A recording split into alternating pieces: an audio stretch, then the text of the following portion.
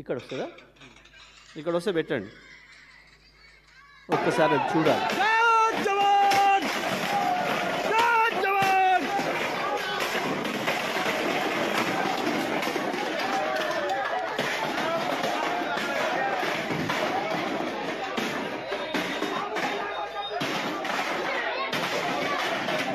అవన్నీ మీటర్లు. ఉత్తరప్రదేశ్లో ఆర్టీసీఎస్ పథకం కింద బీజేపీ ప్రభుత్వం తీసుకొచ్చి పెట్టిన మీటర్లు, స్మార్ట్ మీటర్లు అంటారు వాటిని. ఆ పెట్టిన వాళ్ళకి తీసుకొచ్చి అక్కడ పడేసేసి ఇది ఇంకో ప్లేస్లో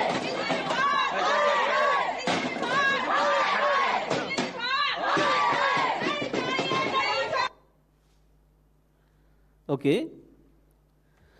సో ఈ స్మార్ట్ మీటర్లు అనేవి ఏవైతే ఉన్నాయో అవి ప్రజలు తీసుకొచ్చి స్వచ్ఛందంగా రోడ్ల మీద పడేసి నిరసనలు చెప్తూ ఉన్నారు, వాళ్ళ ఇళ్ళలో ఉన్న మీటర్లు బిక్కొచ్చి.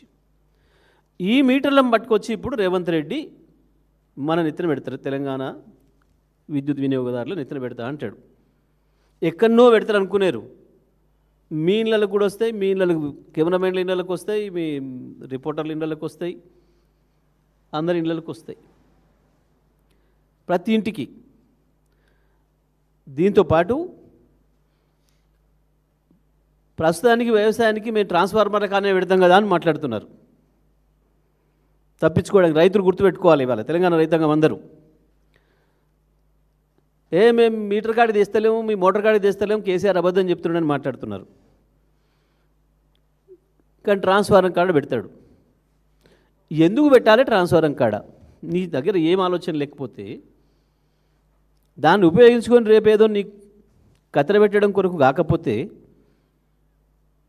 రైతుకు 24 గంటలు ఉచితంగా ఇస్తారన్న మాట నిజమే అయితే ఎందుకు ట్రాన్స్ఫార్మర్ దగ్గర పెట్టాలి కరెంట్ మీటరు? ఏం అవసరం, ఏమని అవసరానికి? ఇక స్మార్ట్ మీటర్ల కథ. ఇప్పుడు ఒక్కొక్క మీటర్కు 6,000 రూపాయల పైన, 6,500 పైన ఉంది. ఇప్పుడు ఆయన తాబేదారికి కోనికి ఆయనకి ఇష్టమైనవనికి దానికి 7,000 పెంచుతాడో 7,500 పెంచుతాడో. ఈ మీటర్ల కాంట్రాక్ట్కి ఒక స్కామ్, రైతుల జేబుల్లో డబ్బులు గుంజడానికి ఒక స్కామ్.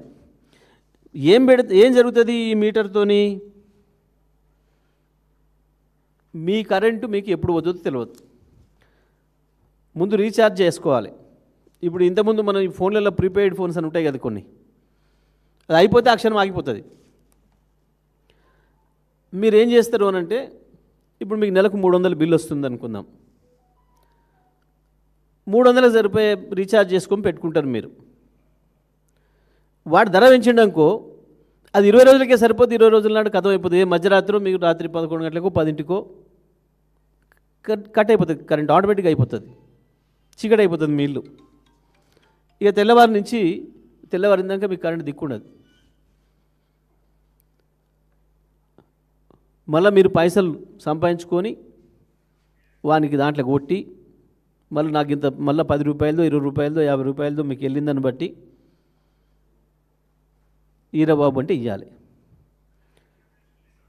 అంటే పేద ప్రజలకి చీకటి బతుకులు తప్ప ఇది పేదలను ఉద్ధరించడానికో పేదల్ని బాగు చేయడానికో తెచ్చే స్కీమ్ కాదు. ఆ మాటకు వస్తే ఎవరిని కూడా విద్యుత్ వినియోగదారులను వాళ్ళ నెత్తి మీద బాధటానికి ఇష్టం వచ్చిన పద్ధతుల్లో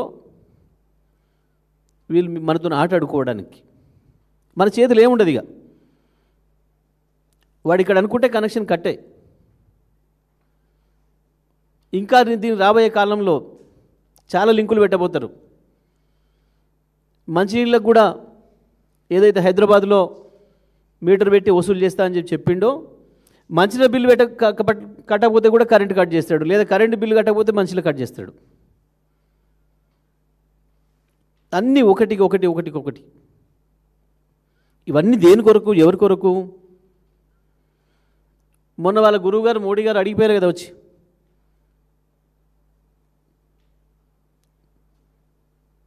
నాతో చేయగలుపు, నిన్ను ఎక్కడికో తీసుకుపోతా అన్నాడు కదా.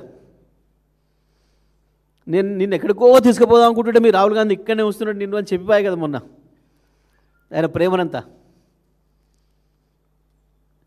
నేను ఎక్కడికో తీసుకుపోదాం నేను అనుకుంటుంటే పాపం నువ్వు రాహుల్ గాంధీ గీనే వస్తున్నాడు, నువ్వు రా వచ్చేసే నాతో నేను చెప్పిండు కదా. ఇది దాని గిఫ్ట్గా ఇప్పుడు ఇది తెలంగాణ రైతాంగాన్ని, తెలంగాణ విద్యుత్ వినియోగదారులందరినీ ఆయనకు అప్పచెప్పదలుచుకున్నాడు.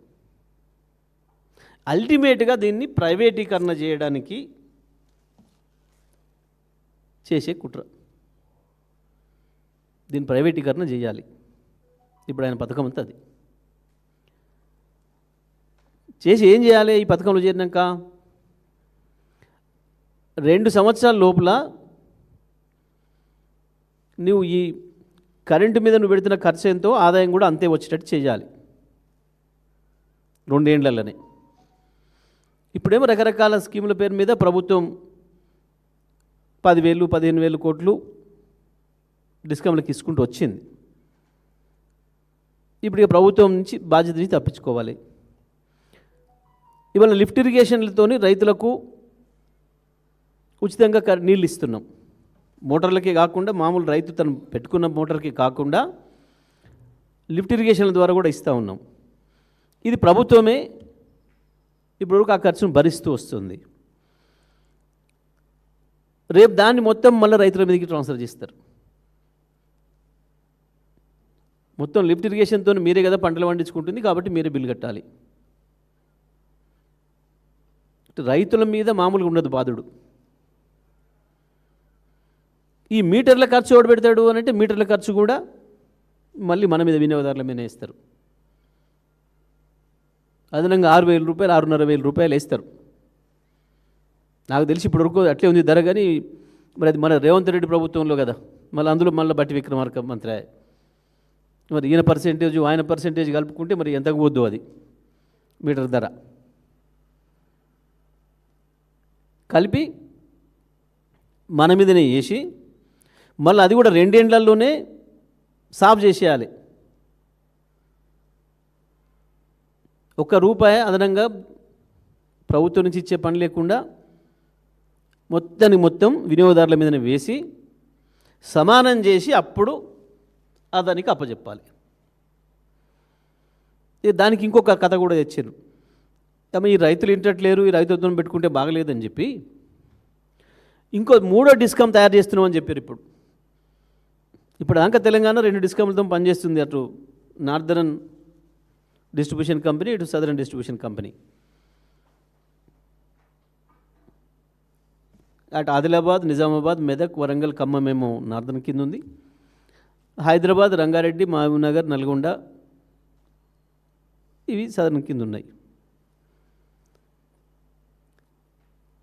కానీ ఈ రెండింటిని కాదని ఇంకో 3వ డిస్కమ్ తయారు చేస్తున్నారు. దేని కొరకు 3వ డిస్కము అని అంటే ఇక్కడ ఈ కథ దానికి లింక్ అయ్యింది. ఈ 3వ డిస్కమ్ను అచ్చం రైతులకు ఇచ్చే కనెక్షన్స్ ఏదైతున్నాయో, రైతులకు పవర్ సప్లై చేసే లైన్స్ ఏవైతున్నాయో వాటన్నిటిని కలిపి 33/11 kV సబ్స్టేషన్లు అన్నింటినీ కలిపి 3rd డిస్కమ్ చేసి దాన్ని మాత్రం పక్కన పెడతాం, దాని సంగతి తర్వాత. కానీ మొట్టమొదటి మాత్రం వీళ్ళని అప్పచెప్పు, మా చేతికి అప్పచెప్పు అని చెప్పి అదాని చేసే ఒత్తిడితోని మోడీ గారు మొన్న పిలిచి కనుగొట్టడంతో జరుగుతున్న దుర్మార్గం ఇది. తెలంగాణ ప్రజల్ని నట్టేట ముంచి తెలంగాణ రైతాంగాన్ని, తెలంగాణ విద్యుత్ వినియోగదారులందరినీ కూడా చీకట్లోకి నెట్టే అతిపెద్ద కుట్ర. ఇది ప్రజలు అర్థం చేసుకోవాలి.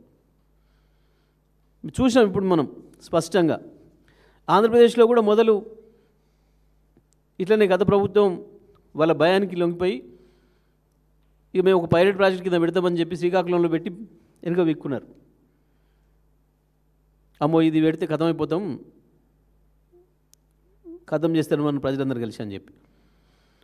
ఇంకా ఇందులో మీకు ఆశ్చర్యకరమైన విషయం ఏంటంటే ఉత్తరప్రదేశ్లో ఎప్పుడైతే ఈ ఇన్సిడెంట్స్ మొదలైనయో కాంగ్రెస్ పార్టీ పెద్ద ఎత్తున ఉద్యమం మొదలుపెట్టింది ప్రజల తరఫున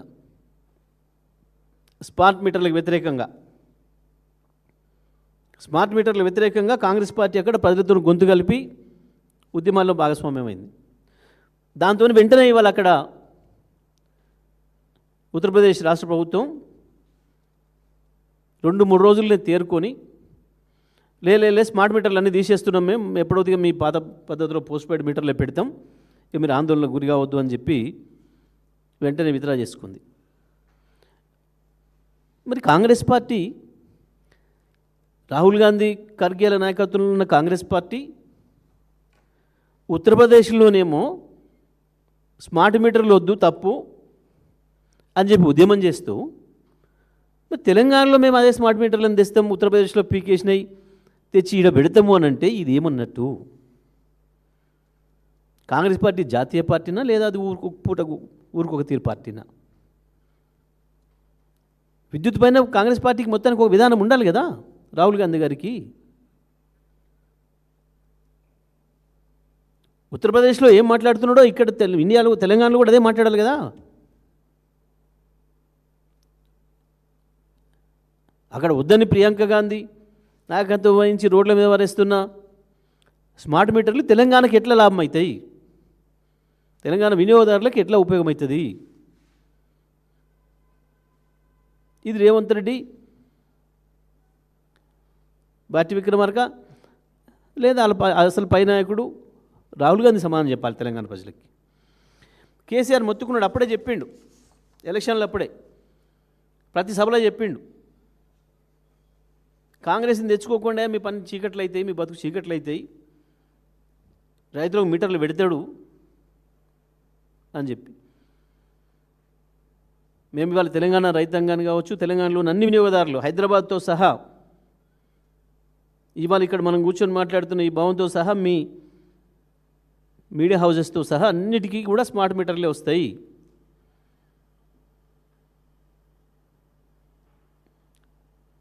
ఉన్నట్టుగా ఇప్పుడున్న పాత మీటర్లను పీకి అవతల వారేసి 6-7 వేల రూపాయలు మనం ఎత్తినేసి కొత్త మీటర్లు తీసుకొచ్చి పెట్టి ఇవాళ వసూలు చేయరు మనకాడ. దీనిపైన బీఆర్ఎస్ తప్పకుండా పెద్ద ఎత్తున ఆందోళన చేస్తుందని చెప్పి మేము తెలియజేస్తా ఉన్నాం.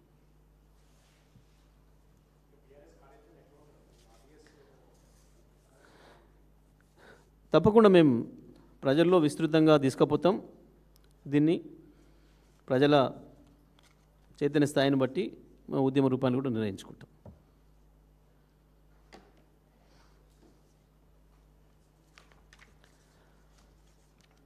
Okay, right, thank you.